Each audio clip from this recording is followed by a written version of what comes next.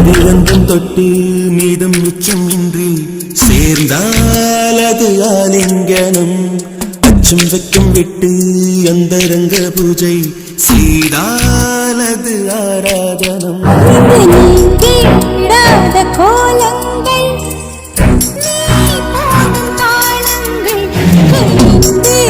இன்னும் தாழாது